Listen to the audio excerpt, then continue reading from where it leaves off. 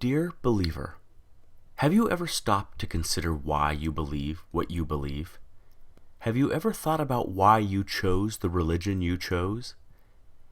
Why do you believe in Jesus Christ as the only means to eternal salvation, and not in karma or reincarnation?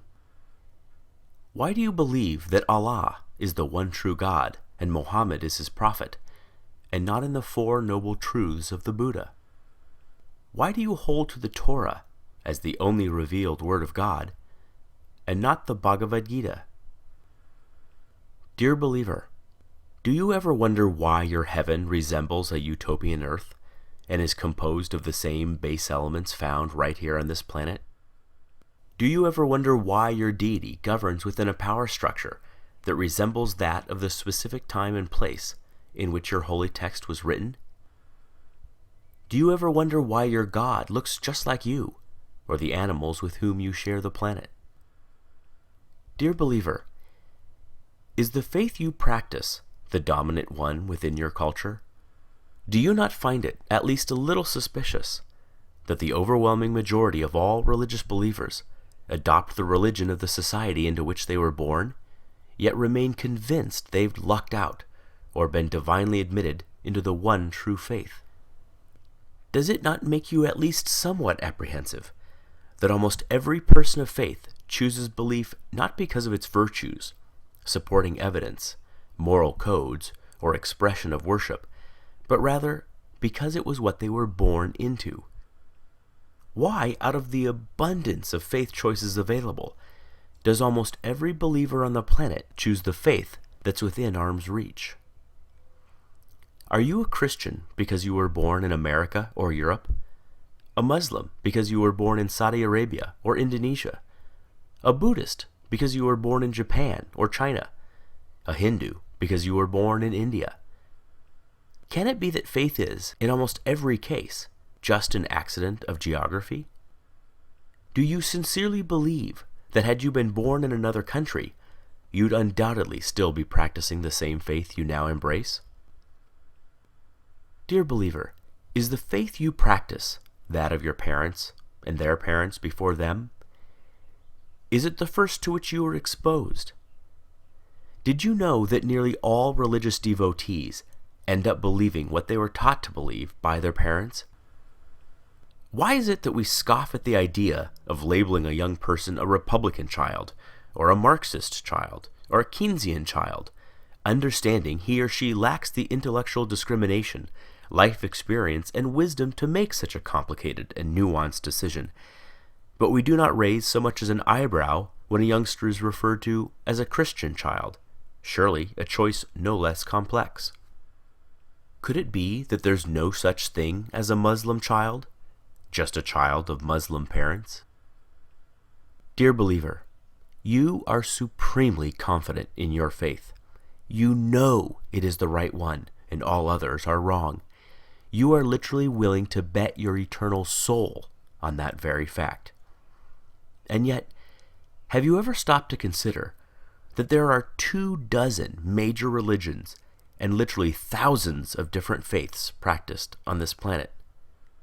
Did you know that within Christianity alone, there are more than 45,000 different denominations, each claiming to understand ultimate truth better than all the others? Do you realize that each member of every faith practiced is just as devout, just as sincere, and their conviction every bit as sure as yours? Did you know they too read infallible holy texts, have airtight apologetics, have experienced miracles, feel God's presence, sense his still small voice, obediently follow his perfect will for their lives, love him indescribably, and can defend their belief with the same fervency as you do yours? And yet, since every religion is mutually exclusive and contradicts the others in matters both large and small, they cannot all be right. Right? You just know, your faith is the exception. And yet, if every member of every faith feels just as you do, what are the odds you're right? Dear believer, I've often been told that my unbelief is a guarantee of missing out on heaven and ending up in hell. But who's heaven? Who's hell? I've often been told that I should, just to be safe, accept God. After all, what have I got to lose? But who's God? Given so many options, aren't I more likely to choose incorrectly? Might not I be better off wagering on no God rather than on the wrong God? You put it to me, what if you're wrong? But what if you're wrong? What if, rather than Jehovah, Allah is the one true God, or Shiva, or Wu-Tan, or some god on the other side of the planet you've never even heard of yet? The truth is, you already know what it's like to be an atheist in regards to every other faith but your own. It's clear to you that adherents to other faiths are mistaken, deluded, or deceived, but they think the same of you. The way you view them is exactly the way they view you. Every devout Hindu has embraced his faith for the exact same reasons you have embraced yours. Yet you do not find his reasons compelling, nor do you lose sleep at night, fearing that if you die, you'll wake up in his hell. Given this, is it so hard to see why some of us just take our atheism one God further? Dear believer, I wonder if religions aren't just ancient constructs in which early humans attempted to both explain and control the chaotic world around them. Though irrational in content, their emergence certainly isn't. We do not blame our ancestors for inventing religion. There is no shame whatsoever in stumbling when you are blind, or failing to properly construct a puzzle in the dark.